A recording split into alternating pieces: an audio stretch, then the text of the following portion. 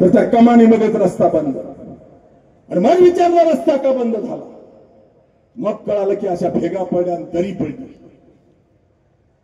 मित्र बघितल्याच्या नंतर मागच्या सोमवारी मुंबईत गेलो. पालकमंत्री अजितदादा पवार आहेत, उपमुख्यमंत्री आहेत, अर्थमंत्री आहेत. मित्र मी आपल्याला सोशल मीडियावर फिरलेल्या उघडा बघा. मुंबईत गेलो आणि अजितदादा पवारांची भेट घेतली. कपिलधारचं शासकीय महापूजा ही पालकमंत्र्यांनी करण्याची परंपरा आहे. तुम्ही परंपरेप्रमाणे पूजा करायला या. आणि दुसरा मुद्दा मांडला, 15 दिवस पायी दिंडीमध्ये येणारा आमचा भाविक आहे, तो जर हा रस्ता बंद राहिला तर मांजर सुंब्याला जाऊन माळावरून खाली यायला आमच्या भाविकांची हालत होणार आहे. आणि प्रशासनाने दुर्लक्ष केलं. ताबडतोब तो रस्ता दुरुस्त करा. अशा प्रकारचं अजितदादा पवारला मी समोर बसून बोललेलेही फोटो सोशल मीडियावर आलेले आहेत.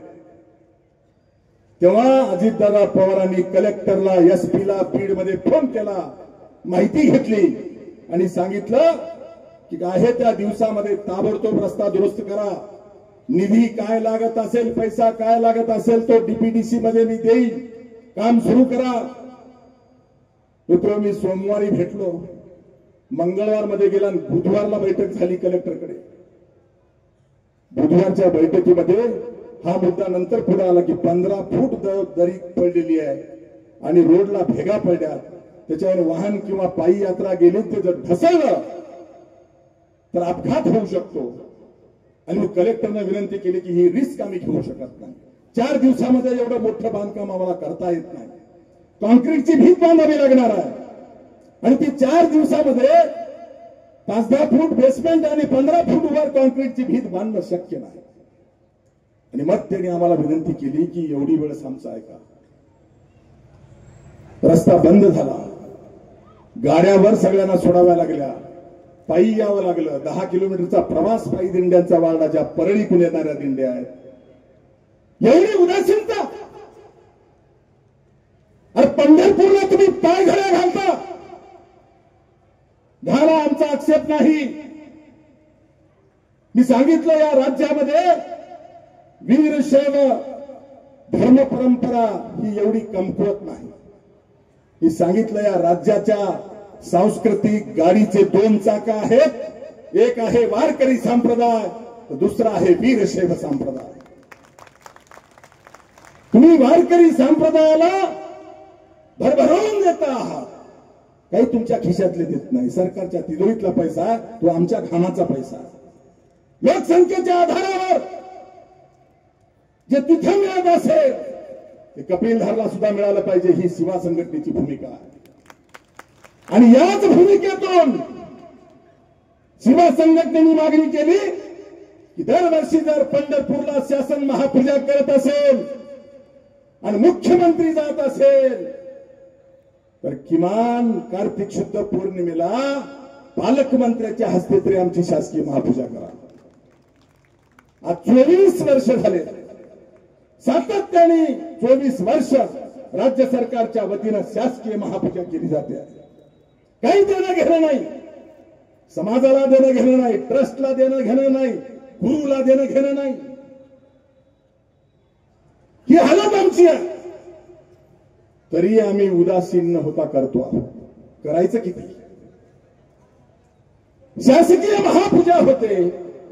100 कोटीचा पहिला हप्ता 11,26,00,000 रुपये 2021ला सरकारच्या वतीनं सेवा संघटनेने मिळून दिले. मित्र एवढी उदासीनता आहे. मंजुरी घोषणा याच व्यासपीठावर झाली होती 10 कोटीची आणि आम्ही 2021ला 11,26,00,000 रुपये बीडच्या कलेक्टरच्या खात्यात टाकायला लावले. मित्र हो, 11,26,00,000 रुपये सुद्धा खर्च करू शकले नाहीत. ना ट्रस्टनं लक्ष दिलं, ना प्रशासनानं लक्ष दिलं. रोज उठून आम्ही चपला घासायच्या. आणि जे काही 2.5 कोटी रुपये खर्च केलेत एवढ्या वर्षात, आणि त्या 2.5 कोटीमध्ये तुम्ही बसलेलं फेवर ब्लॉक आहे का? 2.5 कोटीच आहे का?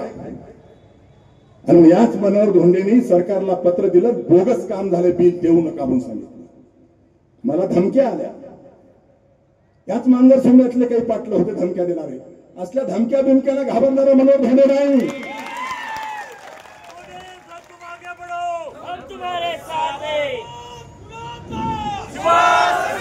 आणि म्हणून जोपर्यंत सरकारने दिलेला पहिला हप्ता 11 कोटी 26 लाख रुपये तुम्ही खर्च करत नाही, तोपर्यंत दुसरा हप्ता सरकारला देता येत नाही. पत्रावर पत्र काढले आम्ही, तरीही सुधारायला तयार नाही. काय केलं पाहिजे सांगा?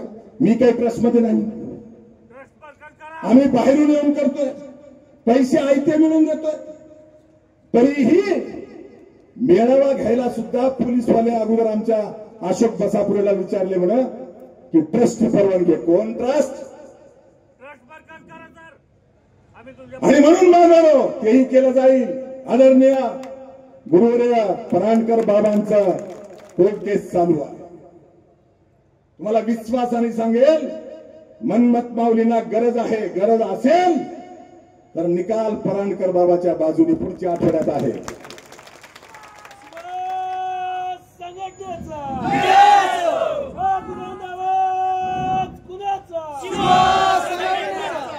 आणि म्हणून हे करताना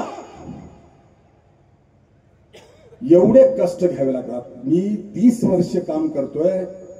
मला कोण्या मराठ्याचा विरोध नाही, बामणाचा विरोध नाही, वंजाऱ्याचा नाही, बौद्ध बांधवाचा नाही, मुस्लिमांचा नाही. आमच्यातलेच बांधगुळ विरोधात आहेत. 50% ताकद मनोहर धोंडेची सेवा संघटनेची आमच्यातल्या बांडगुळांमध्ये चाललेली आहे. आणि समाज मात्र बघ्याची भूमिका घेतोय. समाज मात्र नरोबा कुंजबाची भूमिका घेतोय. सेवा संघटना आली तरी या, फलाना आला तरी या. काय होते? सोयर आहे म्हणून काय होतं? समाजाचं होय की ही हालत आहे समाजाची.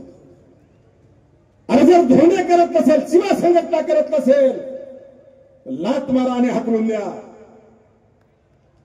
आणि जर करत असेल तर बांडगुळ येत असेल तर पार्श्वभूमीवर भागावर लात मारायची तयारी ठेवा. काही मंडळी जेव्हा सेवा संघटना ओबीसी आरक्षणासाठी लढत होती, तेव्हा हीच मंडळी आम्हाला ओबीसीचं आरक्षण नको, आम्हाला लिंगायत धर्माची मान्यता पाहिजे, हीच मंडळी होती. कुठे गेला लिंगायत धर्म? सेवा संघटना आरक्षण मिळवत असताना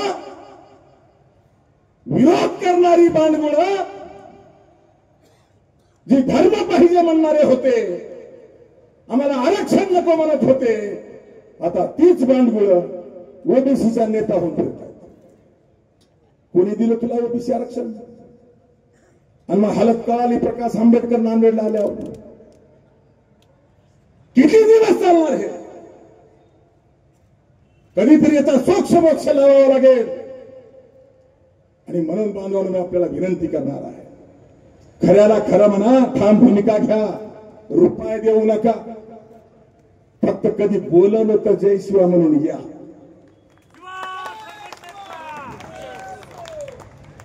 या महाराष्ट्रामध्ये मराठा समाजाला हैदराबादचं गॅजेट लावून आरक्षण देण्याचा जीआर निघाला. 2 सप्टेंबरला. महाराष्ट्रात अनेक नेते होते, ओबीसी नेते म्हणून फिरणारे होते. कोणीही हिंमत करत नव्हता याचिका दाखल करायची. 2 सप्टेंबरला जीआर निघाला आणि 8 सप्टेंबर 2025ला मुंबईच्या उच्च न्यायालयामध्ये मनोहर धोंडेंनी सेवा संघटनेच्या माध्यमातून पहिली याचिका दाखल केली. आणि बांधवांनो, मी जाहीरपणे या ठिकाणी अभिनंदन करणार आहे ऍडव्होकेट सतीश तळेकर. किती लोकांना माहिती आहे ऍडव्होकेट सतीश तळेकर? आपल्या शेजारी इथं धाराशिव जिल्ह्यामध्ये हडोंगरी गाव आहे यांचं. ऍडव्होकेट सतीश तळेकरांचा वेळ घेऊन एखादी केस चालवायची असेल, तुम्हाला खाजगीत त्यांनी सांगितलं होतं, विखे आणि गडाखच्या केसमध्ये शरद पवार सुद्धा तासन तास त्यांच्या कार्यालयात बसायचे. ही धमक असलेले वकील, पण शिवा संघटनेच्या स्थापनेपासून भले उघड येत नाही, पण कणखरपणे शिवा संघटनेच्या बाजूने उभा राहतात. आणि त्या ऍडव्होकेट सतीश तळेकरांनी रात्री 3-3 वाजेपर्यंत आम्ही बसलो आणि 2 सप्टेंबरचा बोगस जी आर रद्द करा ही पहिली याचिका 8 सप्टेंबरला दाखल केली. 8 सप्टेंबर. 2 तारखेला जी आर आला, 3 तारखेला ईद होती, सुट्टी होती. 4 आणि 5 ला शनिवार रविवारची सुट्टी होती. 6 तारखेला मुंबईमध्ये ईदची सुट्टी होती. 7 आणि 8 2च दिवस मिळाले. तरीही 2 दिवसामध्ये याचिका दाखल केली आणि आमची याचिका आल्यानंतर मग 8 दिवसांनी दुसऱ्या याचिका आल्या. आज 6 याचिका आहेत. मी आपल्याला विश्वासाने सांगतो, का गेलो मी हायकोर्टात? मनोहर धोंडेचे लेखी ओबीसी होणार आहे का? मला ओबीसी व्हायचं नाही. पण हैदराबादचं गॅजेट लावून जर बोगस कुणबी प्रमाणपत्र दिले तर त्याचा पूर्ण परिणाम हा मराठवाड्यामध्ये आहे. आणि वीरशैव लिंगायत समाजाची, ओबीसी आरक्षणात आलेल्या समाजाची मोठी संख्या मराठवाड्यात आहे.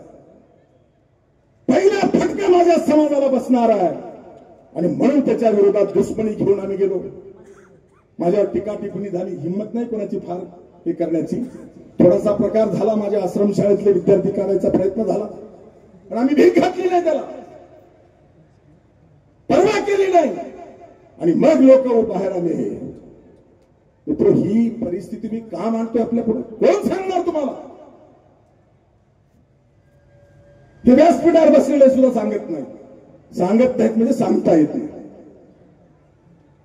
सांगता सांगता दुसरंच काय होईल काय म्हणून ते म्हणतात, सर काय म्हणतात सांगू शकतात, पण एखादं चुकलं तर काय होईल? एवढा प्रचंड मोठा संघर्ष कोणासाठी? त्या व्यासपीठावर बसलेल्या मोजक्या लोकांसाठी, माझ्यासाठी नाही. आणि मित्र हो, आता जर समजा उद्या नगरपालिकेच्या निवडणुका सुरू होत आहेत, एकही जर बोगस कुणबी प्रमाणपत्र घेऊन उमेदवार झाला तर तुम्ही खरे ओबीसी घरात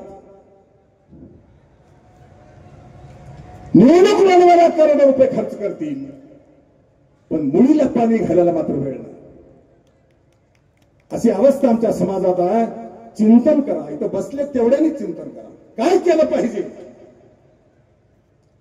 आणि म्हणून बांधवानो, आरक्षण मिळवलं, उरलेल्या 32 जातीने आरक्षण आम्ही देणार आहोत आणि मिळवलेलं टिकवणार आहोत. ब्रह्मदेवाचा बाप आला तरी टिकवणार आहोत. समाजासाठी आम्ही करायला तयार आहोत. आरक्षण हा एकच मुद्दा नाही, अनेक विषय आहेत, पण सध्या चलता विषय असल्यामुळे मला त्यावर बोलणं आवश्यक आहे. आणि म्हणून इथेही मी आवाहन करेन, तुम्ही कुठं असाल तिथं असाल, जर बोगस कुणबी प्रमाणपत्र घेऊन उद्या नगरपालिकेला, जिल्हा परिषदेला, पंचायत समितीला, ग्रामपंचायतीला जर कोणी उमेदवार होत असेल तर बसल्या ठिकाणी बटन दाबताना आठवा की ओरिजिनल ओबीसी कोण आहे त्याचंच बटन दाबा. पक्ष कोणताही असो, जर तुमचं आरक्षण आणि अस्तित्व टिकवायचं असेल तर ह्या आलेले जे अवकाळी ढग आहेत ते सारायसाठी एकटा मनोहर धोंडे पुरेसा नाही. समाज म्हणून तुम्हाला पुढे यावं लागेल. आणि म्हणून माझं आपल्याला सगळ्यांना नम्र आव्हान आहे बांधव,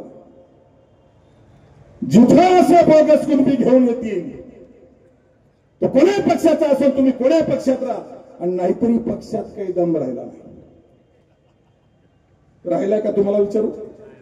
कोण्या पक्षात दम राहिला? मी 40 वर्ष शिवसेना भाजप सोबत राहिलो, 40 वर्ष, आणि स्वाभिमानानं राहिलो. गुलामी नाही केली, लाचारी नाही केली, काही मिळालं नाही तरी चालेल, आणि स्वाभिमान घालून टाकणार नाही ही भूमिका घेऊन गेलो. आमच्या तर पुटकून लगेच रात्रीतून कुठे उडी मारायला तयार आहेत, कोणाचे जोडे उचलायला तयार आहेत. आणि म्हणून आम्हाला हा स्वाभिमान महत्वाचा आहे. पिढ्यानपिढ्या आमचं अस्तित्व टिकवायचं असेल तर स्वाभिमानानं जगा. कोण्याही पक्षाच्या विचाराचे राहा. कोणताही पक्ष जर बोगस कुणबी प्रमाणपत्रवाल्यांना उमेदवारी देत असेल तर बसल्या ठिकाणी एवढं तर करा ना, त्या बोगस कुणबीवाल्याचं बटन दाबू नका. करता येईल का? करता येत असेल तर मी ठराव मानतो, बोगस कुणबीला मतदान करणार नाही असं म्हणणाऱ्याने हात वर करा. धन्यवाद. कोण भावणार मला काय आम्हाला जमायचं, आम्ही खंबीर आहे, काळजी करू नका. लोकशाहीने आम्हाला अधिकार दिला. डॉक्टर बाबासाहेब आंबेडकरांनी दिलेला अधिकार हा सगळ्यांना सारखा आहे. कोणा गडीवरल्या पाटलाला काही एक बटन दाबलं तर 10 मतं होतात का? होत नाही. तुमचं एकच मत आणि त्याचं एकच मत. आणि मग स्वाभिमानानं जगायला शिका. या राज्यातला देशातला वीरशैव लिंगायत समाज जोपर्यंत धर्मानं निष्ठेनं कडवटपणे स्वाभिमानानं एकत्रित चालणार नाही तोपर्यंत आम्हाला न्याय मिळू शकत नाही. आणि म्हणून अर्चनाताईचा दुसरा एक मला प्रश्न विचारला त्यांनी की महात्मा बसवेश्वर आर्थिक विकास महामंडळ, मित्रहो हे महामंडळ शिवा संघटनेने मंजूर केलं. महामंडळाला 50 कोटी रुपये वर्षाला आपण मिळवले. समाजाची काय हालत मी आपल्याला सांगेल. वर्षाला 50 कोटी महात्मा बसवेश्वर आर्थिक विकास महामंडळाला सरकारच्या वतीने आपण मिळवले. आणि हे 50 कोटी वर्षामध्ये कशावर खर्च करायचे?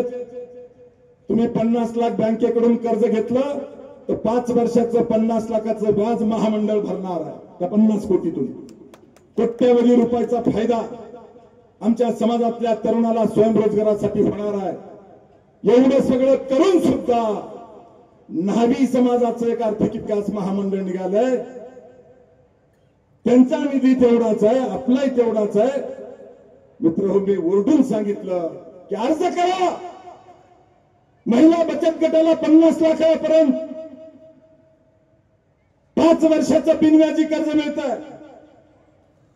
कार्यकर्ता कोणी व्यवसाय करणार असेल 1 लाखापासून 10 लाखापर्यंत 5 वर्षासाठी बिनव्याजी कर्ज मिळतं या महामंडळाकडून. आव्हान केलं तर 2 वर्षामध्ये 25 अर्ज आले. 25 किती अर्ज आले? वाचन करा. किती? 25. आता अर्ज काय आम्हीच करायचे का? आणि जोपर्यंत समाज जोडास होत नाही, समाज जागा होत नाही, समाज एकजूट होत नाही तोपर्यंत वाढून दिलेलं ताट सुद्धा खाता येत नाही अशी अवस्था आमची. म्हणून माझी आपल्याला हात जोडून येते. कडू लागू द्या. मी बोलालो पोटतिडकीनं बोलालो. कोणाला कडू लागल, कुणाची आग होईल, होऊ द्या, हरकत नाही. म्हणजे आहे ते बोललं पाहिजे. एवढ्या मोठ्या प्रमाणावर हे करत असताना आमच्यातल्याच लिंगायत धर्मवाल्यांनी आयत्या वेळी शेवटच्या दिवशी एक निवेदन दिलं आणि त्या निवेदनाने आमच्या समाजाचा घात केला. महाराष्ट्रामध्ये ज्या समाजाच्या लोकांच्या टीसीवर जातीच्या रकान्यामध्ये हिंदू लिंगायत लिहिलंय, मग तो लातूर, धाराशिव, सोलापूर, सांगली, सातारा, कोल्हापूर, पुणे या भागामधला आमचा मोठा वर्ग, मोठा समाज आहे की ज्यांच्या टीसीवर जातीच्या रकान्यात हिंदू लिंगायत लिहिलंय. आणि हा ज्यांच्या टीसीवर हिंदू लिंगायत लिहिलंय त्याला ओबीसीचं प्रमाणपत्र मिळत नाही. कोणी केलं हे पाप? कोणी केलं? आणि कोणत्या समाजाने विचारलं? हेच भांडगुळा लातूर मधला एक आहे, नांदेड मधला दुसरा आहे, कोपरगावचं तिसरं आहे. हेच आमच्या समाजातले. यांनी शेवटच्या आठवड्यामध्ये एक निवेदन दिलं, कॉपी केली आणि निवेदन दिलं लिंगायत संघर्ष समितीच्या लेटर पॅडवर. पहिलं वाक्य लिहिलं, लिंगायत हा धर्म आहे आणि या धर्मात या जाती आहेत. आमच्याच जातींची यादी त्यामध्ये छापली आणि सगळ्या जातीला सरसगट ओबीसी आरक्षण द्या. नाग नाचला म्हणून मांडोळ नाचायला निघाला. जरांगे पाटलांनी सरसगट द्या म्हणून हे म्हणायला लागले. बाजारातला भाजीपाला आहे का विकत आणायचा? आणि अशा पद्धतीनं निवेदन दिलं. मित्र हो, राज्य मागासवर्ग आयोगातला एक व्यक्ती होता, सदस्य होता, तो माझ्या विरोधात होता. त्यांनी मला चॅलेंज केलं होतं की मी इथं असेपर्यंत तुला ओबीसी होऊ देणार नाही. आणि त्याला मी चॅलेंज केलं होतं, तू तिथं असेपर्यंत मी ओबीसी झाल्याशिवाय राहत नाही. तो बुद्धिवादी होता. आणि बांधवांनो, त्यांनी तेवढं एकच पत्र काढलं आणि घटनेच्या चौकटीतला मुद्दा मांडला. लिंगायत संघर्ष समिती नावाची मोठी संघटना यांच्या समाजाची आहे, जी लाखोंचे मोर्चे काढावी धर्माच्या मान्यतेसाठी.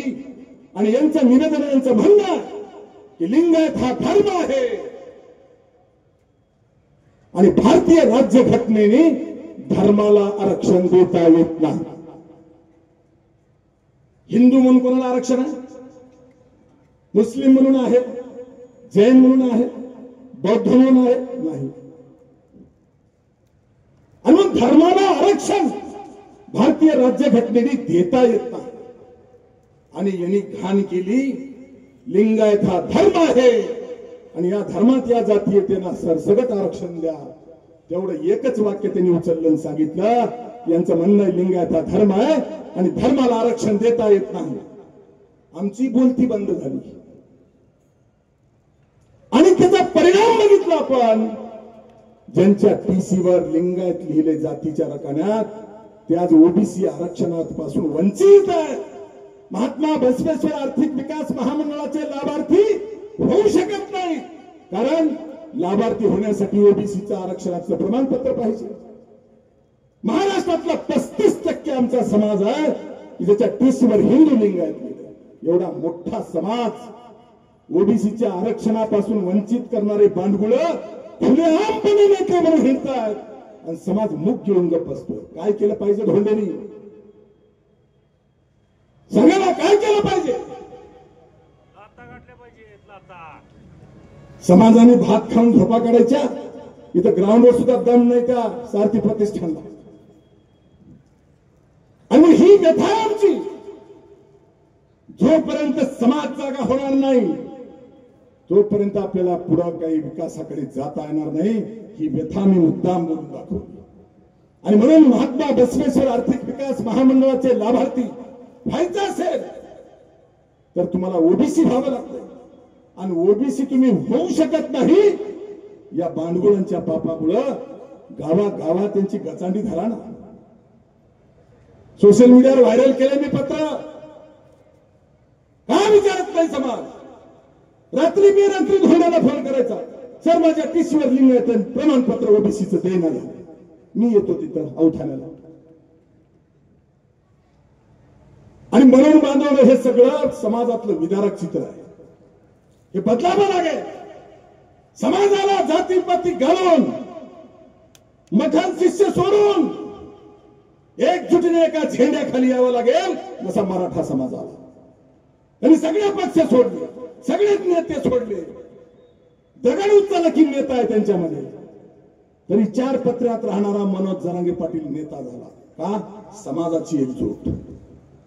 आम्ही काय करतो? त्याला काय लागलं धोंडेला काही बोलते, बोलू दे, माझं काय झालं? ही व्यथा मी मुद्दाम बोलून दाखवली. अत्यंत ज्वलंत प्रश्न आहेत. आता मी सुद्धा हातभाला करायचं किती, कोणासाठी, किती दिवस आणि काय करायचं? कोणाची या उधारी घेतली का मी? आणि म्हणून बांधवांनो, तुम्हाला विचार करावा लागेल. इथून गेल्यानंतर गावागावात समाजाला सांगावं लागेल आणि याची उत्तरं शोधावी लागतील. ती उत्तरं शोधण्यासाठी आपण तयार राहाल अशी अपेक्षा व्यक्त करतो. बोलायला भरपूर आहे. माझ्या पायाला कळ लागली नसली तरी तुम्हाला लागली मला माहिती आहे. विषय अनेक आहेत. मागच्या वर्षी शिवा संघटनेचा वर्धापन दिवस कर्नाटकामध्ये बिदर जिल्ह्यात आपण बसव कल्याण या ठिकाणी केला. ज्या महात्मा बसवेश्वरांची कर्मभूमी आहे त्या बसव कल्याण या ठिकाणी शिवा संघटनेचा वर्धापन दिवस 28 जानेवारी 2025 ला आपण केला.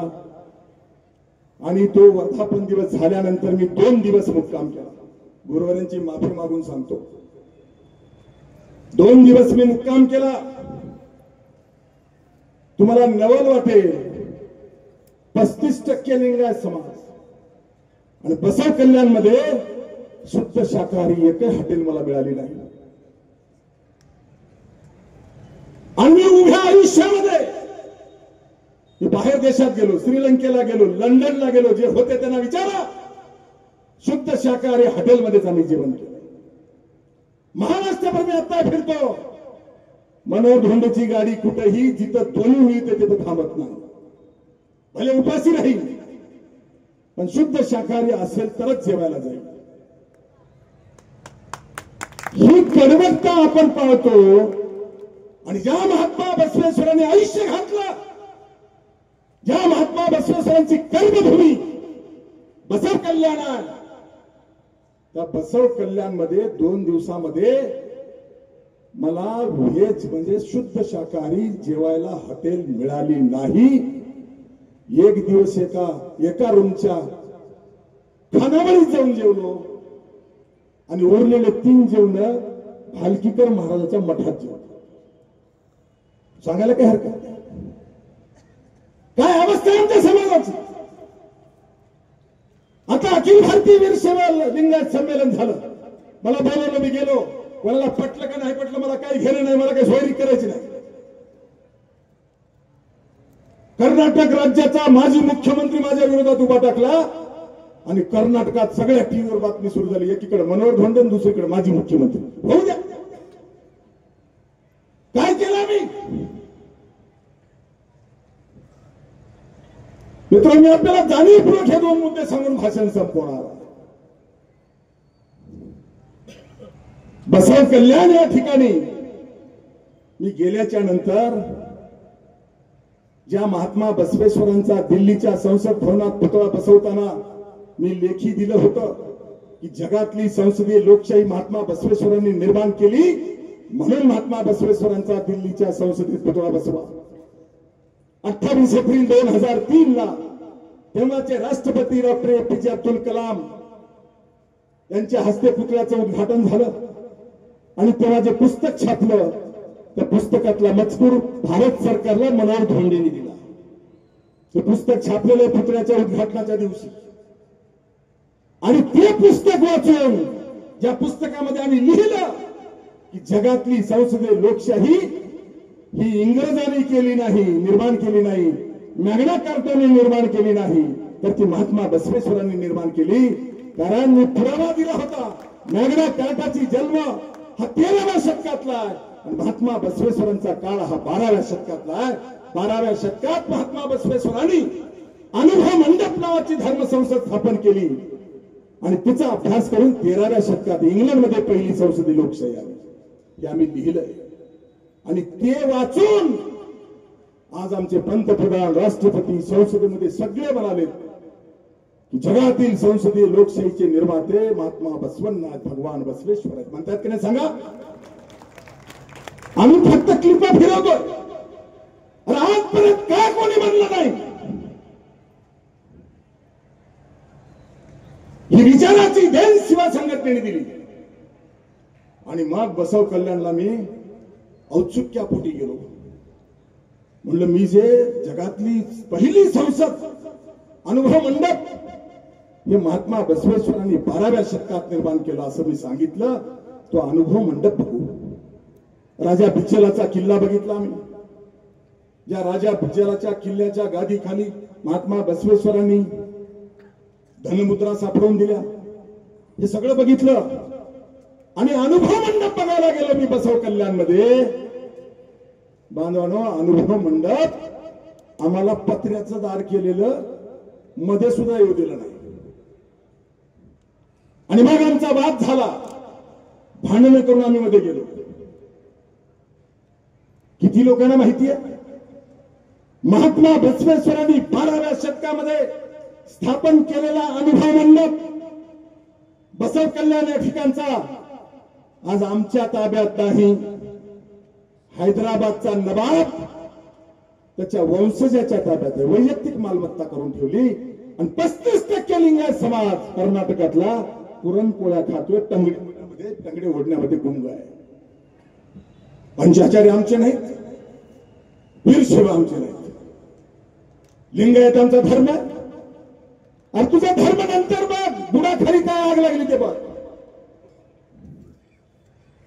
महात्मा बसवेश्वरांनी 12व्या शतकात बसव कल्याण या ठिकाणी स्थापन केलेला मूळ अनुभव मंडप हा आमच्याही ताब्यात नाही, कर्नाटक सरकारच्याही ताब्यात नाही आणि भारत सरकारच्याही ताब्यात नाही. तो कोणाच्या ताब्यात आहे? हैदराबादच्या नवाबाचा वंशज त्याच्या ताब्यात आहे. आणि ते कोणालाच मध्ये येऊ देत नाही. काय केलं पाहिजे? मग पुन्हा औषध्याने गेलो, बाजूला मंदिर आहे, मंदिरात गेलो, सगळं बघितलं, बाहेर आलो आणि मला सांगण्यात आलं की ह्या वट्ट्यावर बसून महात्मा बसवेश्वर गोरगरिबाला न्याय द्यायचे, न्यायदान करायचे. तेव्हा काही कोर्ट नव्हते ना. महात्मा बसवेश्वर त्या वट्ट्यावर बसून न्यायदान करायचे. त्या वट्ट्याचं नाव ते त्यांच्या कन्नडमध्ये परसुकट्टा. परसुकट्टा बघायला गेलो, 7-8 पत्र वर घातलेले आहेत आणि बाजूने सगळ्या मुसलमानांचा अतिक्रमण आहे. कोणा थोबाडाने फिरता तुम्ही लिंगायत धर्म म्हणत? काय अधिकार आहे तुम्हाला महात्मा बसवेश्वरांचं नाव घ्यायचा? अरे या महात्मा बसवेश्वरांनी स्थापन केलेला मूळ अनुभव मंडप आणि परसुकट्टा हा निजामाच्या वंशजाच्या ताब्यात आहे. तिथं तुमच्या ताब्यात घेणं झालं नाही. तिथं तुम्ही वीरशैव आणि लिंगायत वेगळे म्हणता, तिथं लिंगायत धर्म आहे म्हणता, महात्मा बसवांना धर्म संस्थापक आहे म्हणता आणि पंचाचार्य आमचे नाही तर वीरशैव आमचे नाही. लाजा वाटलं पाहिजे. आणि म्हणून त्याच मेळाव्यामध्ये मी बसव कल्याणमध्ये घोषणा केली की आम्ही जसं राम जन्मभूमी मुक्तीचं आंदोलन झालं तसं आंदोलन करायची वेळ आली तरी आम्ही मागे हटणार नाही. परंतु पूर्ण ऐका, परंतु भले वेळ लागेल बाबा, परंतु या राज्यामध्ये, देशामध्ये बसव कल्याण या ठिकाणचा 12व्या शतकातला महात्मा बसवेश्वरांनी स्थापन केलेला मूळ अनुभव मंडप आणि परसुकट्टा हा निजामाच्या वंशजाच्या ताब्यातून मुक्त करून कर्नाटक सरकार आणि भारत सरकारच्या ताब्यात दिल्याशिवाय आम्ही स्वस्थ बसणार.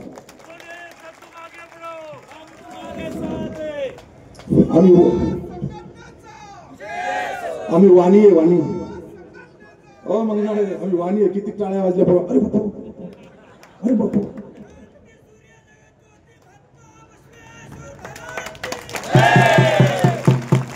कसं व्हायचं?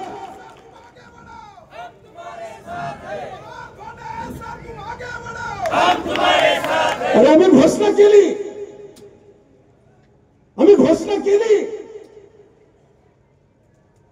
की बसव कल्याण या ठिकाणचा 12व्या शतकातला मूळ अनुभव मंडप आणि परसुकट्टा मुक्त करण्यासाठी दिल्लीच्या तालकटोरा स्टेडियमवर प्रचंड मोठा मोर्चा काढणार. तुम्ही येणार का? जे येणार आहेत त्यांनी हात वर करा.